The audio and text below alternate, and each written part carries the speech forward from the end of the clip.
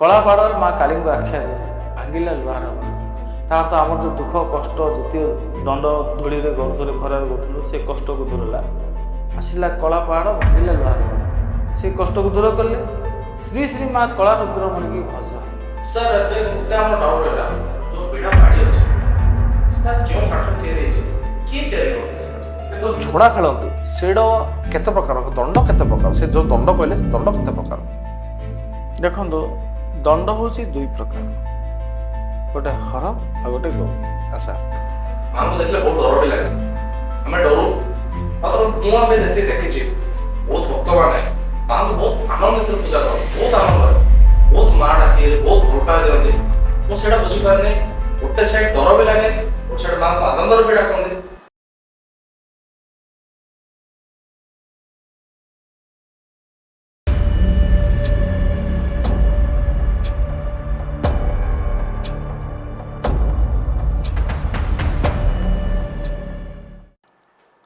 ଜୟ ମା କାଳୀ ସାର୍।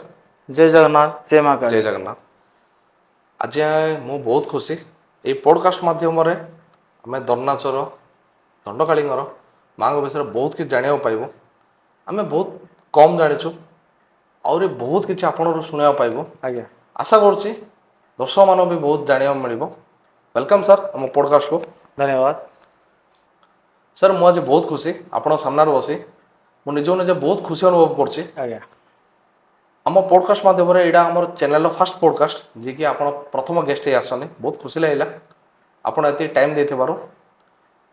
ଆଶା କରୁଛି ଦର୍ଶକମାନଙ୍କୁ ବି ବହୁତ ଜିନିଷ ଶିଖିବାକୁ ମିଳିବ, ବହୁତ ଜିନିଷ ଜାଣିବାକୁ ମିଳିବ ମାଙ୍କ ବିଷୟରେ, ମା କାଳୀଙ୍କ ବିଷୟରେ, ଦଣ୍ଡନାଚ ବିଷୟରେ। ଆଜ୍ଞା। ସାର୍ ଏଇଟା ଆଲୋଚନା ଆମର ଆଜିର ଆରମ୍ଭ କରିବା ପୂର୍ବରୁ ଆପଣଙ୍କ କଣ୍ଠରୁ ଦୁଇ ପଦ ଗୀତ ଶୁଣିବାକୁ ଚାହୁଁଛି। ମାଙ୍କର କଣ୍ଠରୁ ଦୁଇ ପଦ ଗୀତ ଶୁଣିବାକୁ ଚାହୁଁଛି। ଶ୍ୟାମା ଦଣ୍ଡ କାଳୀ ମା ତୁ ମା ଶିବଙ୍କ ରାଣୀ ମାଲୋ ଶିବଙ୍କ ରାଣୀ। ଶ୍ୟାମା ଦଣ୍ଡ କାଳୀ ମା ତତେ ଡାକି ଡାକି ମୋ କଣ୍ଠ ଯାଏ ସୁଖୀ, ତତେ ଡାକି ଡାକି ମୋ କଣ୍ଠ ଯାଏ ସୁଖୀ, ତ ଦୟା ହେବ କି ମୋ ଡାକ ଶୁଣି। ଶ୍ୟାମା ଦଣ୍ଡ କାଳୀ ମା ତୁ ମା ଶିବଙ୍କ ରାଣୀ ମାଲୋ ଶିବଙ୍କ ରାଣୀ। ଶ୍ୟାମା ଦଣ୍ଡ କାଳୀ ମା ହେ ଜଗତ ମାତ ଘେନ ମୋର ଆରତ, ତ କୃପା ଆଶିଷ ବିନୁ। ହେ ଜଗତ ମାତ ଘେନ ମୋର ଆରତ, ତ କୃପା ଆଶିଷ ବିନୁ। ଗଲିଣି ମୁଁ ଷଢ଼ି ତ ଦୁଆରେ ପଡ଼ି, ଗଲିଣି ମୁଁ ଷଢ଼ି ତ ଦୁଆରେ ପଡ଼ି, ଲୋଭ ଆଶାକୁ ତୁଟାଇ ମନୁ। ଶ୍ୟାମା ଦଣ୍ଡ କାଳୀ ମା ତୁ ମା ଶିବଙ୍କ ରାଣୀ ମାଲୋ ଶିବଙ୍କ ରାଣୀ। ଶ୍ୟାମା ଦଣ୍ଡ କାଳୀ ମା। ଧନ୍ୟବାଦ ସାର୍, ବହୁତ ବହୁତ ନମସ୍ତେ। ଖୁସି ଲାଗିଲା ଆପଣ ଆମର ରିକ୍ୱେଷ୍ଟ ରଖିଲେ। ଖୁସି ଆମେ ଦଣ୍ଡନାଚ ଦେଖି ଦେଖି ଆସୁ ଛୁଆବେଳୁ। ଆଜ୍ଞା, ମା ଭଉଣୀ ବାପା ମା ଜେଜେମା ଜେଜେବାପା ସମସ୍ତଙ୍କୁ ବହୁତ କିଛି ଶୁଣି ଶୁଣି ଆସୁ। ଦଣ୍ଡନାଚରେ ଏମିତି ହୁଏ, ମା କାଳୀ ଏମିତି, ମହାଦେବ ଏମିତି ବହୁତ କିଛି ଶୁଣି ଶୁଣି ଆସୁଛୁ। ମାତ୍ର ସାର୍ ମୁଁ ଏବେ ଯାଏଁ ଜାଣିପାରିଲିନି ଦଣ୍ଡନାଚ ଯେଉଁ ମା କାଳୀ ଅଛନ୍ତି ସେ କେଉଁ ରୂପରେ ପୂଜା ପାଆନ୍ତି? ଦେଖନ୍ତୁ ମା କାଳୀ ଦଣ୍ଡ ନାଚରେ ରୁଦ୍ର ରୂପ ଧାରଣ କରି ରୁଦ୍ର ଦଣ୍ଡକାଳୀ ରୂପେ ପୂଜା ପାଆନ୍ତି। ଆଚ୍ଛା, ତ ସାର୍ ଆମର ଏବେ ଯେଉଁ ଦଣ୍ଡନାଚ ଅଛି ଯାହାବି ଆମର ଗଞ୍ଜାମ ମାଟିରେ 13 ଦିନ ହୁଏ, 21 ଦିନ, 18 ଦିନ ଯାହା ବି ହୁଏ, ଆଜ୍ଞା, ସାର୍ ସେଇଟା ଆଦେଶ କେଉଁଠୁ ମିଳିଥିଲା, କେଉଁ କାଳରୁ ଆଦେଶ ମିଳିଥିଲା ଦଣ୍ଡନାଚର? ଦଣ୍ଡନାଚ ସ୍ୱୟଂ ଭଗବାନ ଶିବଙ୍କ ଠାରୁ ଆଦେଶ ହୋଇଥିଲା ଦଣ୍ଡନାଚ କରିବା ପାଇଁ।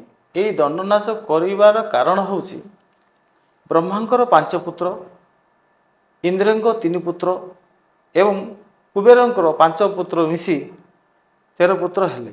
ଏହି 13 ଦେବପୁତ୍ରମାନେ ବିଦ୍ୟାଗୁରୁ ବୃହସ୍ପତିଙ୍କ ନିକଟକୁ ବିଦ୍ୟା ଶିକ୍ଷା ଲାଭ କରିବାକୁ ଯାଇଥିଲେ। ବିଦ୍ୟା ଶିକ୍ଷା ଲାଭ କରି ଗୁରୁ ଦକ୍ଷିଣା ଦେଇ ନିଜ ଘରକୁ ଫେରିବା ସମୟରେ କର୍ତ୍ତୃମା ମୁନି ଜଳ ତର୍ପଣ କରୁଥିଲେ ପିତୃଲୋକଙ୍କୁ। ସେହି ସମୟରେ ଏମାନେ କୌତୁକ ମନୋଭାବ ନେଇ ତାଙ୍କ ଉପରୁ କର୍ତ୍ତୃମୁନି ମହା ଋଷିଙ୍କ ଉପରକୁ ହାଡ଼ ପାଉଁଶ ଫୋପାଡ଼ିଥିଲେ। ଯେଉଁବଳରେ ମହାମୁନିଙ୍କ ଦେହରେ ହାଡ଼ ପାଉଁଶ ଧୂଳିସାତ ହେଇଥିଲା। ସେଇ ହାଡ଼ ପାଉଁଶ ଦେଖି କର୍ତ୍ତୃମୁନି ମହାକୋପ କରି ଅଭିଶାପ ଦେଇଥିଲେ, ଯେଉଁମାନେ ମୋ ଦେହରେ ଧୂଳି ଫିଙ୍ଗି ମୋତେ ମୋ ଆଖିରେ ଧୂଳି ଫିଙ୍ଗି ମୋତେ ଅନ୍ଧ କରିଛନ୍ତି ସେମାନେ ବି ଅନ୍ଧ ହୁଅନ୍ତୁ ଆଉ କୁଷ୍ଠ ରୋଗରେ ପୀଡ଼ିତ ରୁହନ୍ତୁ ଆଚ୍ଛା କହିଥିଲେ। ସେମାନେ ପତୃମୁନିଙ୍କ ତ ଅଭିଶାପ ଟଳିବନି, ସେଇ ଅଭିଶାପରେ 13 ଋଷିପୁତ୍ର ମାନେ ଅନ୍ଧ ହୋଇ କୁଷ୍ଠବୋଧୀ ହୋଇ ନାନା ଦିଗ ଅନ୍ଧକାରରେ ବୁଲିଲେ। ସେହି ସମୟରେ ବ୍ରହ୍ମା, କୁବେର, ଇନ୍ଦ୍ର ଜାଣିପାରିଲେ ଯେ ପିଲାମାନେ ତାଙ୍କର ଅନ୍ଧ ହୋଇ ନାନା ଦିଗ ଭ୍ରମଣ କରିଛନ୍ତି। ସେମାନଙ୍କୁ ଖୋଜି ଆଣି ସେମାନଙ୍କ ପାଖରୁ ଶୁଣିବାକୁ ପାଇଲେ ତୁମକୁ ଅନ୍ଧ କିଏ କରିଲା। ସେମାନେ କିଛି କରିଥିବା ଦୁର୍ଘଟଣା ତାଙ୍କ ବାପାଙ୍କୁ କହିଲେ। ସେହି ବାପାଙ୍କୁ କହିବା ସମୟରେ ବ୍ରହ୍ମା, କୁବେର, ଇନ୍ଦ୍ର ଋଷିଙ୍କ ନିକଟକୁ ଯାଇକି ଅନୁରୋଧ କରି କହିଲେ ଯେ ଆମ ପିଲାମାନଙ୍କର ଦୋଷ କ୍ଷମା କରନ୍ତୁ।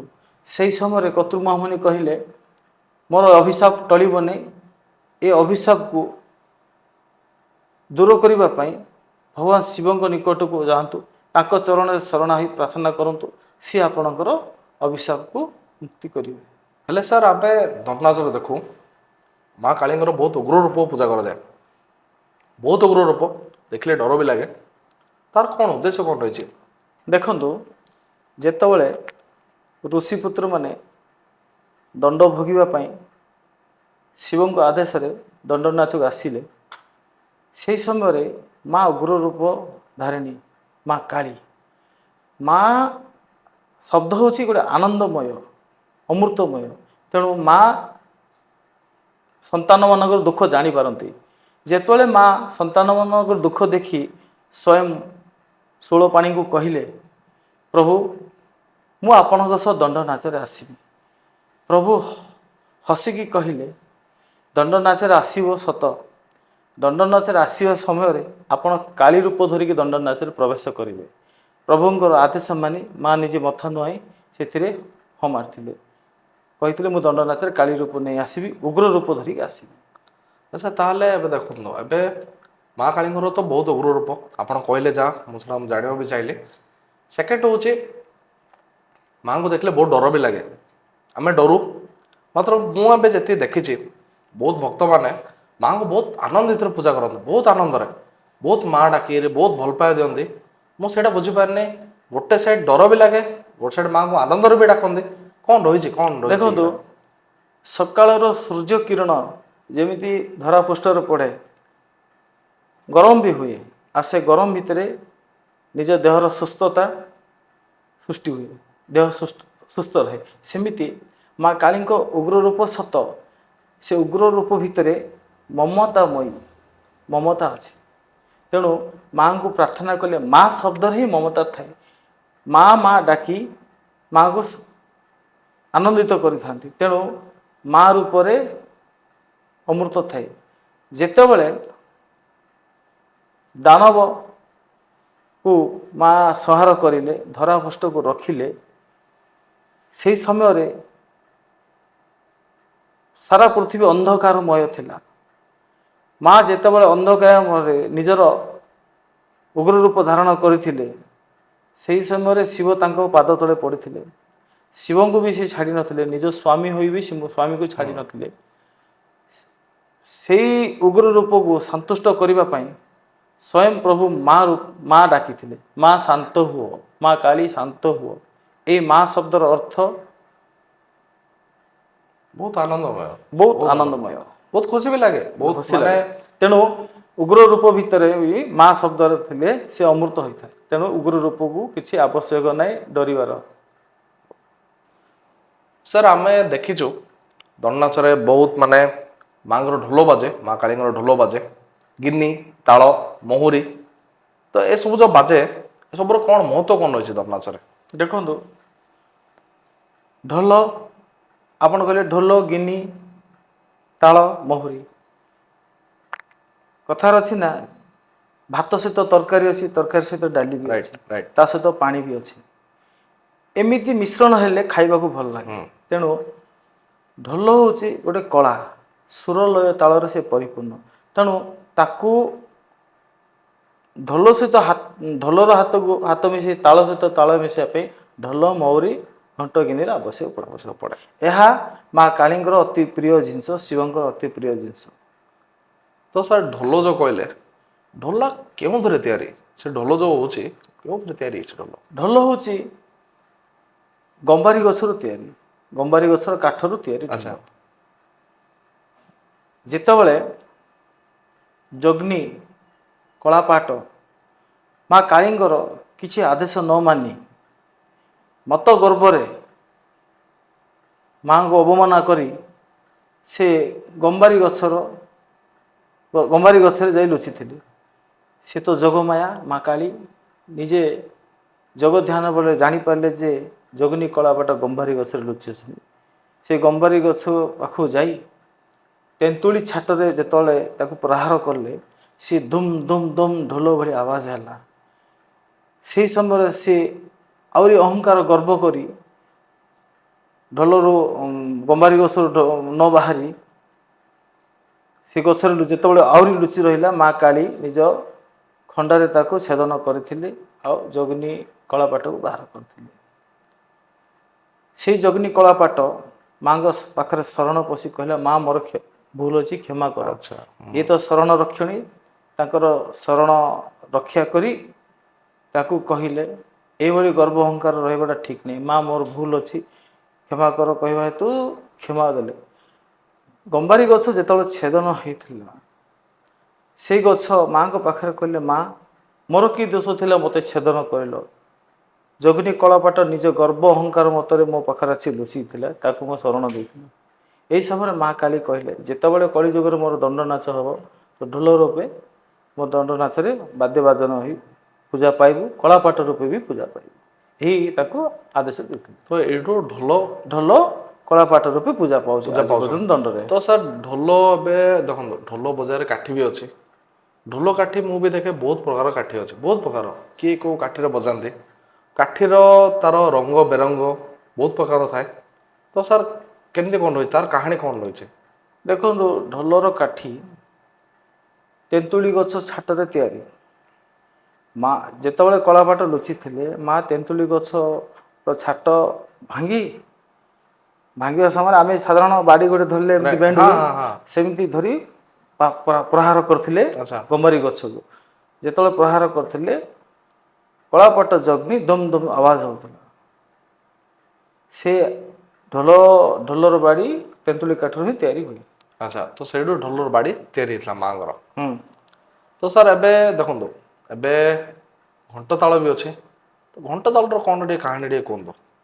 ଭଗବାନ ଶିବ ମା ପାର୍ବତୀ ଯେତେବେଳେ ଦଣ୍ଡ ନାଚର ନୃତ୍ୟ ନିର୍ଦ୍ଦେଶନ ଦେଉଥିଲେ 13 ଋଷିପୁତ୍ରମାନଙ୍କୁ, ନିଦ୍ରା ଭଗ୍ନ କରି ଶୋଇପଡ଼ୁଥିଲେ। ସେ କାଳେ ଶୋଇପଡ଼ିବ ବୋଲି ସେମାନେ ନୃତ୍ୟ ଶିକ୍ଷଣ ପାଇଁ ଦେଇଥିଲେ। ସେହି ସମୟରେ ନନ୍ଦୀ ଭୃକୁଟି ଥିଲେ। ନନ୍ଦୀଙ୍କର ତାଳ ବାଜିବା ସମୟରେ ସେଠୁ ତାଳ ହେଇଥିଲା, ଭୃକୁଟିଙ୍କର ତାଳ ବାଜିବା ସମୟରେ ଘଣ୍ଟ ଆବାଜ ହେଇଥିଲା। ଆପଣ ଯେଉଁ କହିଲେ ମହୁରୀ, ଭଗବାନ ଶିବ ଯେଉଁ ଗୀତ ଗାଉଥିଲେ ସେ ସମୟରେ ମୟୂରଟା ଥିଲା ପାଖରେ।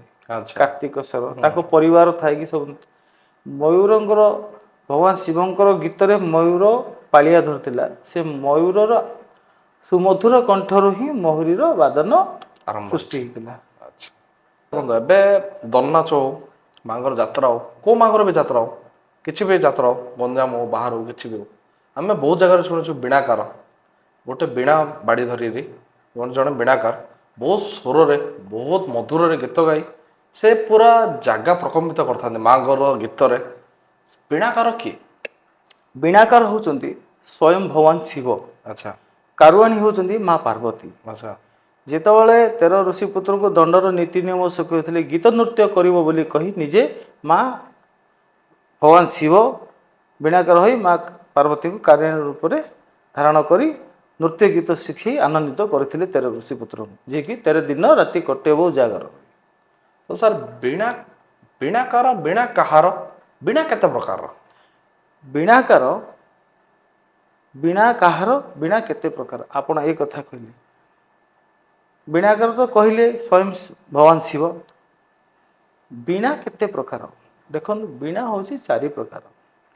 ମଗର ବୀଣା, ଧନୁ ବୀଣା, ବଇଁଶୀ ବୀଣା, ବାଉଁଶ ବୀଣା। ଆଚ୍ଛା।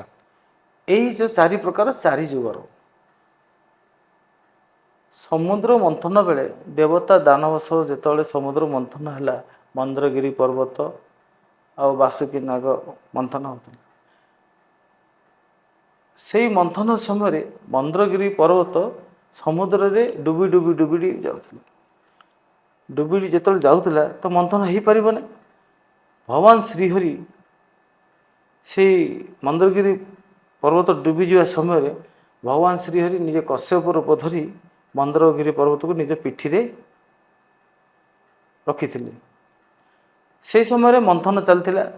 ମନ୍ଥନ ସମୟରେ ଭଗବାନ ଶ୍ରୀହରିଙ୍କୁ କଷ୍ଟ ହେଲା କଶ୍ୟପ ରୂପରେ।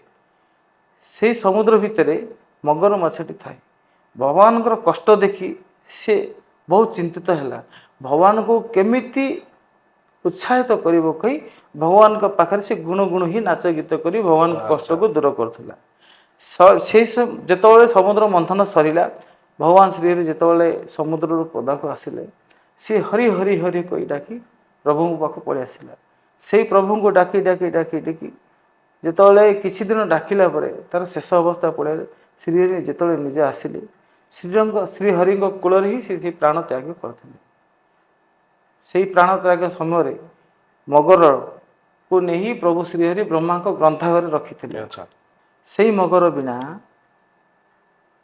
ଭଗବାନ ଶିବ ଯେତେବେଳେ ନଟରାଜର ନୃତ୍ୟ କଲେ, ସେଇ ମଗର ବୀଣାଟା ଧରି ନୃତ୍ୟ କରିଥିଲେ। ଏହା ହେଉଛି ସତ୍ୟ ଯୁଗରେ ମଗର ବୀଣା। ତ୍ରେତା ଯୁଗରେ ସୀତାରାମଙ୍କ ସ୍ୱୟଂବର ସମୟରେ ଶିବଧନୁ ଅଣାଯାଇଥିଲା। ସେହି ଶିବଧନୁକୁ ଯିଏ ଭଗ୍ନ କରିବ ସେ ସୀତାକୁ ବିବାହ କରିବ। ଅନେକ ଦେବତା ବସିଥିଲେ, ଅନେକ ମଞ୍ଚସ୍ଥିର ସମସ୍ତେ ଥିଲେ, କେହି ବି ଶିବଧନୁ ଭଗ୍ନ କରିପାରିନଥିଲେ। ଭଗବାନ ଶ୍ରୀରାମଚନ୍ଦ୍ର ଶିବଧନୁ ଭଗ୍ନ କରିଥିଲେ, ସୀତାଙ୍କୁ ବିବାହ କରିଥିଲେ। ଯେତେବେଳେ ଶିବଧନୁ ଭଗ୍ନ ହେଲା, ସେ ଧନୁଟି ପ୍ରଭୁଙ୍କ ଚରଣରେ ଶରଣ ପଶି କହିଲା, ପ୍ରଭୁ ମୋର କି ଦୋଷ ଥିଲା ଯେ ଏହି ସଭା ମଧ୍ୟରେ ମୋତେ ଭଗ୍ନ କରି ଅପମାନିତ କରିଛନ୍ତି? ମୋର କ'ଣ ଦୋଷ ଥିଲା ମୋତେ କୁହନ୍ତୁ ପ୍ରଭୁ, ଆପଣ ଚରଣରେ ଶରଣାର୍ଥ ହେଇ କହୁଛି। ଭଗବାନ ସ୍ୱୟଂ କହିଥିଲେ ସେ ଶିବଧନୁକୁ ଉଠେଇ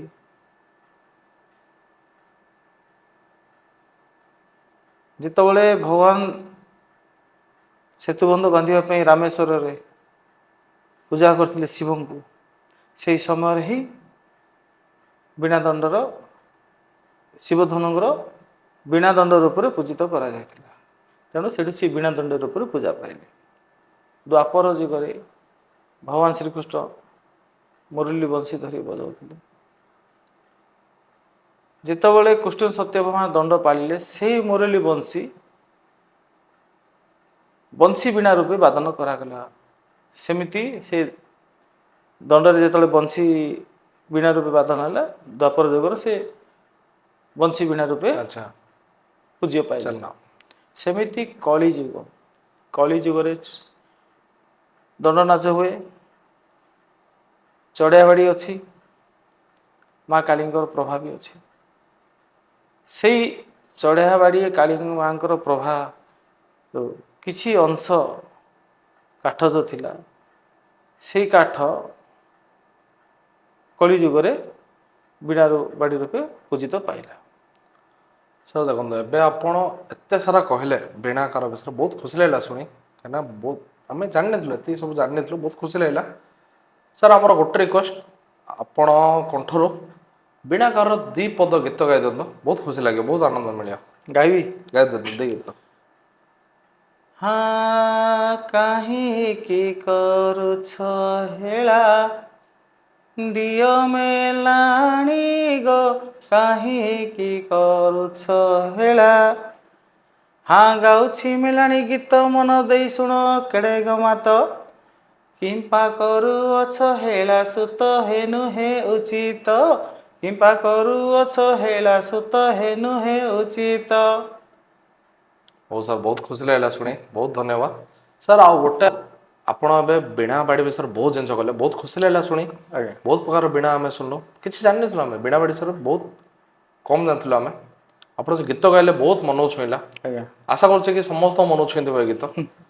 ସାର୍ ଏବେ ଗୋଟେ ଆମର ଡାଉଟ୍ ରହିଲା, ଯେଉଁ ବୀଣା ବାଡ଼ି ଅଛି ସେଇଟା କେଉଁ କାଠରେ ତିଆରି ହେଇଛି, କିଏ ତିଆରି କରିଥିଲେ ସେଇଟା? ଦେଖନ୍ତୁ, ବ୍ରହ୍ମା ଗାୟତ୍ରୀଙ୍କ ଯଜ୍ଞ କୁଣ୍ଡରୁ ଜାତ ବାଉଁଶ ବୀଣା ବାଡ଼ି ବାଉଁଶ କାଠରେ ତିଆରି ଆଉ ସେ ବାଉଁଶ କାଠକୁ ବୀଣା ରୂପ ଦେଇଛନ୍ତି ସ୍ୱୟଂ ବିଶ୍ୱକର୍ମା। ଆଚ୍ଛା ସାର୍ ଦେଖନ୍ତୁ ଏବେ ଯେଉଁ ବୀଣା ବାଡ଼ି କହିଲେ, ଚାରି ପ୍ରକାର ବୀଣା କହିଲେ, ସେ ବୀଣା ବାଡ଼ିରେ ଘାଗୁଡ଼ି ଲାଗୁଛି।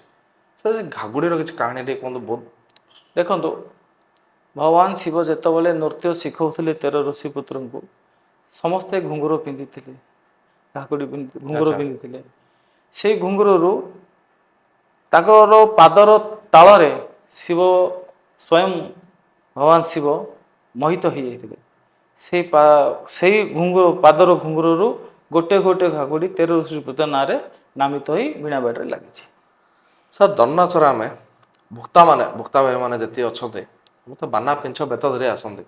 ସାର୍ ସେ ବାନା ପିଞ୍ଚ ବେତର କ'ଣ କାହାଣୀ ରହିଛି, କ'ଣ ମହତ୍ତ୍ୱ ରହିଛି ତାଙ୍କର? ଦେଖନ୍ତୁ ଯେଉଁମାନେ ଦଣ୍ଡନାଚରେ ମାନସିକ କରିଛନ୍ତି, ମାନସିକ ଅର୍ଥ ମାନସିକ ପୂରଣ ହେବା ଅର୍ଥ ବିଜୟ ଲାଭ କରିବା, କିଛି ନକାରାତ୍ମକ ଦୂର ହେବା ଆଉ କିଛି ସାହସ ଆସିବା। ବାନା ହେଉଛି ବିଜୟର ପ୍ରତୀକ, ପିଞ୍ଛ ହେଉଛି ନକାରାତ୍ମକକୁ ଦୂର କରିବା ଆଉ ବେତ ହେଉଛି ସାହସର ପ୍ରତୀକ। ତେଣୁ ବାନା ପିଞ୍ଛ ଧରି ବେତ ଧରି ଏମାନେ ମା କାଳୀଙ୍କ ପାଖରେ ଆସନ୍ତି। ତ ସାର୍ ସେ ପିଞ୍ଛ ଯେଉଁ କହିଲେ ନକାରାତ୍ମକ, ତାମାନେ ଏଇଆ କି ପିଞ୍ଛରେ ଯଦି ଜଣେ ଝାଡ଼ି ହୁଏ ତାମାନେ ନିଜର ଦେହର ନେଗେଟିଭିଟି ନକାରାତ୍ମକ ପଳାଇଯାଏ, ସେଇଟା ନା? ସେୟା ଆଚ୍ଛା ତ ବେତ ସାର୍ ବେତ ମାନେ ଯିଏ ବି ଦଣ୍ଡ ଭୋଗିଲାନି କି କିଛି ବି ଅନିୟମିତ କିଛି ଯଦି କାର୍ଯ୍ୟ କଲା, ନିୟମ ଉଲ୍ଲଂଘନ କଲା, ତାହେଲେ ବେତରେ ଦଣ୍ଡ ଦିଆହେଉଛି। ମାଙ୍କର ସେଇଟା ହିଁ କାମରେ ଆସେ ନା, ମାଙ୍କର ଗୌରୀ ବେତ ଯେଉଁ କୁହାଯାଏ ସେଇଟା ଠିକ୍ କାମରେ ଆସେ।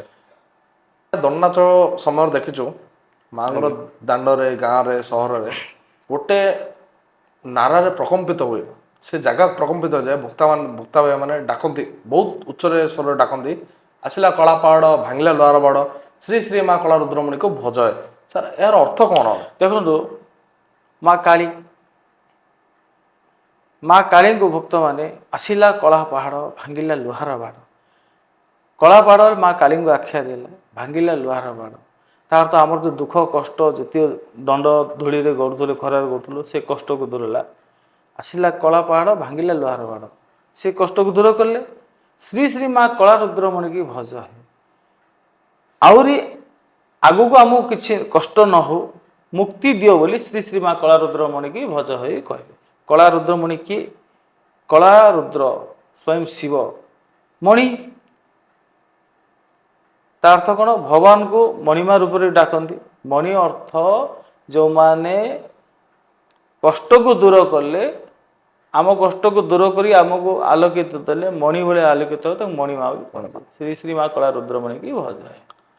ତ ସାର୍ ଆମେ ଦେଖନ୍ତୁ ଏବେ ଦଣ୍ଡନାଚରେ ମାଙ୍କର ଯାତ୍ରାରେ ମା ରାତ୍ର କାଳରେ ବହୁତ ଅଗ୍ନି ଖେଳି ଖେଳି ନାଚି ନାଚି ଆସନ୍ତି। ମୁଁ ତ ଜାଣିନି ଏ ବିଷୟରେ, ବହୁତ ଅଭିଜ୍ଞତା କିଛି ନାହିଁ ମୋର। ମୁଁ ଖାଲି ଏତିକି ଜାଣିବାକୁ ଚାହେଁ ସାର୍, ମାଙ୍କର ଯେଉଁ ନାଚ ହୁଏ, ମା କାଳୀଙ୍କର ଯେଉଁ କାଳୀ ନାଚ ହୁଏ, ରାତିରେ ହିଁ କ'ଣ ପାଇଁ ହୁଏ, ଦିନରେ କ'ଣ ପାଇଁ ହୁଏନି? କ'ଣ ପାଇଁ? ଦେଖନ୍ତୁ ଏବେ ଗୋଟେ ଛୁଆ ବି ହଉ, ସିଏ ଭାବେ କି ମୁଁ ରାତିରେ 2ଟା ଯାଏଁ ତ ରହିପାରିବନି। ମା କେବେ 2ଟା ବି ଆସନ୍ତି, 3ଟା ବି, 4ଟା ବି ହେଇଯାଏ, ମଧ୍ୟରାତ୍ରି କାଳ ରାତିରେ ଆସନ୍ତି, ତ ଶୋଇ ପଡ଼ିଯାଏ। ତ ସିଏ ବି ଭାବୁତ କି ଯଦି ଦିନରେ ହେଇତା ତ ମୁଁ ବି ଦେଖିଥାନ୍ତି। ତ ମୋର ବି ସାର୍ ସେ କୋଶ୍ଚିନ୍, ଦିନରେ କ'ଣ ପାଇଁ ହୁଏନି? ଦେଖନ୍ତୁ ଦିବସରେ ମା ଭ୍ରମଣ କରନ୍ତିନି, ଯଦି ବା ଭ୍ରମଣ କରନ୍ତି କାହାର ତ ଦିବ୍ୟ ଚକ୍ଷୁ ନେଇକି ଦେଖିପାରିବନି। ରାତିରେ ମା ଭ୍ରମଣ କରନ୍ତି। ରାତିରେ ଯେତେବେଳେ ମା ଭ୍ରମଣ କରନ୍ତି, ନିଶିରାତ ଅଧରାତିରେ ଭ୍ରମଣ କରନ୍ତି। ବର୍ତ୍ତମାନ ମା ଯେତେବେଳେ କାଳୀ ରୂପ ଧରି ଦଣ୍ଡ ନାଚକୁ ଆସିଲେ, 13 ଭକ୍ତାଙ୍କ ମେଳରେ ରହିଲେ, ଯେମିତି ଭଗବାନ ବିଷ୍ଣୁ ରାମ ସେମିତି କୃଷ୍ଣ ଥିଲେ, ଯେମିତି ଭଗବାନ ଜଗନ୍ନାଥ ରଥଯାତ୍ରାରେ ଭକ୍ତଙ୍କ ମେଳରେ ଆସନ୍ତି, ରଥରେ ଆସନ୍ତି, ସେମିତି ମା ନିଶି ରାତିରେ, ଅର୍ଦ୍ଧନିଶା ରାତିରେ ଭ୍ରମଣ ସମୟରେ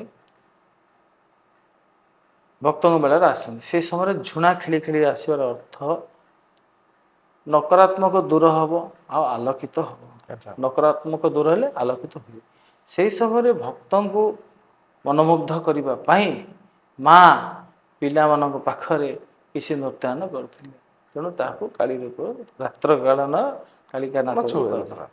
ଏବେ ଆପଣ କହିଲେ ରାତ୍ର କାଳରେ ମା ଦଣ୍ଡ ନାଚ, ଯେଉଁ ରାତ୍ର ମା ଖେଳି ଖେଳି ଆସନ୍ତି, ଝୁଣା ଖେଳି ଖେଳି ଆସନ୍ତି, ଭକ୍ତ ମେଳରେ ଯେ ଆସନ୍ତି, ଯୋଉ ଝୁଣା ଖେଳନ୍ତି ସେଇଟା କେତେ ପ୍ରକାର, ଦଣ୍ଡ କେତେ ପ୍ରକାର, ସେ ଯେଉଁ ଦଣ୍ଡ କହିଲେ ସେ ଦଣ୍ଡ କେତେ ପ୍ରକାର? ଦେଖନ୍ତୁ ଦଣ୍ଡ ହେଉଛି ଦୁଇ ପ୍ରକାର, ଗୋଟେ ହର ଆଉ ଗୋଟେ ଗୌରୀ। ଆଚ୍ଛା। ଏ ଦୁଇଟା ଦଣ୍ଡ ନାଚରେ ମୁଖ୍ୟତଃ ପୂଜା କରାଯାଏ। ଆଉ ଏ ଦୁଇ ଦଣ୍ଡ ଦ୍ୱାରା ରାତିରେ ଅଗ୍ନି ଖେଳ ହୁଏ। ଆଚ୍ଛା, ସେ ଦଣ୍ଡଟା କୋଉଥିରେ ତିଆରି ହେଇଛି? ସେ ମାଟିରେ ତିଆରି ହେଇଛି। ସେ ମାଟିରେ ହିଁ ତିଆରି।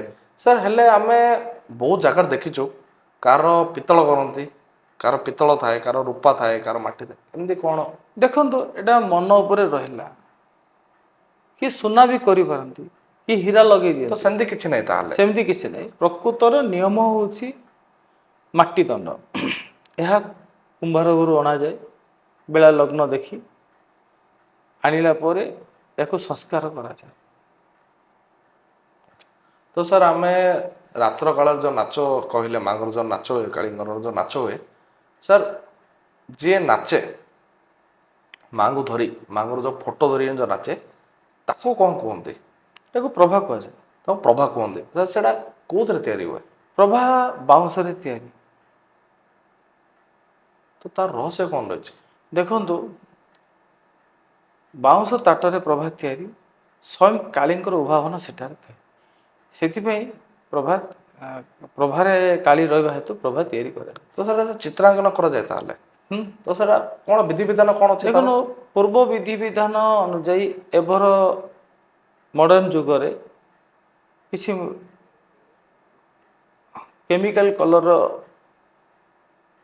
ଲଗେଇ ଦିଅନ୍ତି ସେଥିରେ, ଏହା ଠିକ୍ ନୁହଁ। ପୂର୍ବ ବିଧିବିଧାନ ଅନୁଯାୟୀ ପ୍ରଭା ଚିତ୍ର କଳା ରୂପ ଯଦି କରାହବ, ନଡ଼ିଆ ସଢ଼େଇକୁ ପୋଡ଼ି ତାକୁ କାଲ ତେଲରେ ମଣ୍ଡିତ କରି କଳା ରୂପ ଦିଆଯାଏ। କିଛି ଫୁଲ ବି ଅଛି, ସେଇ ଫୁଲର ରସରେ ବି ଚିତ୍ର ହେଉଥିଲା। କୁଙ୍କୁମ ଫୁଲ, କୁସୁମ ଫୁଲ, ଅନେକ ଯଦି ଆମେ କିଛି ରଙ୍ଗ ବେରଙ୍ଗ କରିବା ତ ଅନେକ କିଛି ଫୁଲ, ପୁଷ୍ପ, ପତ୍ରକୁ ନେଇ ଆମେ କରିପାରିବେ। ସେଥିରେ କରାଯାଉଥିଲା। ତ ସାର୍ ସେଇଟା କିଏ ତିଆରି କରନ୍ତି? ସ୍ୱୟଂ ବିଶ୍ୱକର୍ମା ତିଆରି କରନ୍ତି। ନାଇଁ ଏବେର ଯୁଗରେ କିଏ ତିଆରି କରନ୍ତି? ଏବେର ଯୁଗରେ ଦେଖନ୍ତୁ ଆପଣଙ୍କୁ ବି ଚିତ୍ର ଆସିଲେ ଆପଣ କରିପାରିବେ, ସିଏ ବି ଚିତ୍ର ଆସିଲେ ସିଏ କରିବେ, ତ ମୁଁ ବି। ସେମିତି କିଛି ମାନେ ମାନେ ଜଣଙ୍କର ଉଦ୍ଦେଶ୍ୟ ନାହିଁ ଯେ ସିଏ ହିଁ ତିଆରି କରିବେ, ସେମିତି କିଛି ନାହିଁ, ଯିଏ ଦେଖନ୍ତୁ ବି କରିପାରିବେ ତ। ବିଧିବିଧାନ ଅନୁଯାୟୀ କେବଳ ବିଶ୍ୱକର୍ମା ବଢ଼େଇ ଯିଏ ଚିତ୍ରକର ସିଏ କରନ୍ତି। ଆଜିର ଦୁନିଆରେ ତ ସମସ୍ତେ ଚିତ୍ର କରୁଛନ୍ତି। ମୁଁ ଦେଖିବାକୁ ଚାହୁଁଛି ପ୍ରଭା ନୀତି ନିୟମରେ ହେଉନି, ନୀତି ନିୟମରେ କରିପାରୁନାହାନ୍ତି। ତ ସାର୍ ସେ ଯେଉଁ ପ୍ରଭା କହିଲେ, ମାଙ୍କର ଯେଉଁ ପଟ୍ଟଚିତ୍ର ପ୍ରଭା, ତାର ରହସ୍ୟ କ'ଣ ରହିଛି ମାଙ୍କର? ଦେଖନ୍ତୁ ମା ଯେତେବେଳେ ଦଣ୍ଡ ନାଚକୁ ଆସିଲେ ସେ ପ୍ରଭାରେ ବିଜେ ହେବେ। ଯେଉଁ ବ୍ରହ୍ମାଙ୍କର ଗାୟତ୍ରୀଙ୍କର ଯଜ୍ଞର ବାଉଁଶ ତିଆରି ହେଇଥିଲା, ସେ ବାଉଁଶ ହିଁ ପ୍ରଭା ତିଆରି ହେଇଛି, ସ୍ୱୟଂ ବିଶ୍ୱକର୍ମା ତିଆରି କରିଥିଲେ। ତ ସ୍ୱୟଂ ମା କାଳୀ ସେ ଭିତରେ। ସ୍ୱୟଂ ବିଶ୍ୱକର୍ମା ତିଆରି କରି ଭଗବାନ ଶିବଙ୍କୁ ଦେଇଥିଲେ। ସେଇ ପ୍ରଭାରେ ମା କାଳୀ ବିରାଜମାନ ଥିଲେ। ତ ସେଇ ମାଙ୍କୁ ଧରି ଆମେ ଦଣ୍ଡନାଚ ସେଇ ଯାତ୍ରା। ମାଙ୍କୁ ଧରି ଦଣ୍ଡ ନାଚରେ ତେର ଭକ୍ତମାନେ ଦଣ୍ଡ ପାଳନ କରନ୍ତି। ଠିକ୍ ଅଛି ସାର୍, ଆଜି ଆପଣ ଆସିଲେ ଏତେ ବହୁତ ଖୁସି ଲାଗିଲା। ଆମ ଚ୍ୟାନେଲକୁ ଆସିଲେ ବହୁତ ଜାଣିବାକୁ ମିଳିଲା, ବହୁତ କମ୍ ଜାଣିଥିଲୁ ଆମେ। ଆଶା କରୁଛୁ ଦର୍ଶକମାନେ ବି ବହୁତ ଜାଣିଥିବେ, ବହୁତ ଭଲ ପାଇବା ମିଳେ ଆପଣଙ୍କର। ଧନ୍ୟବାଦ ସାର୍।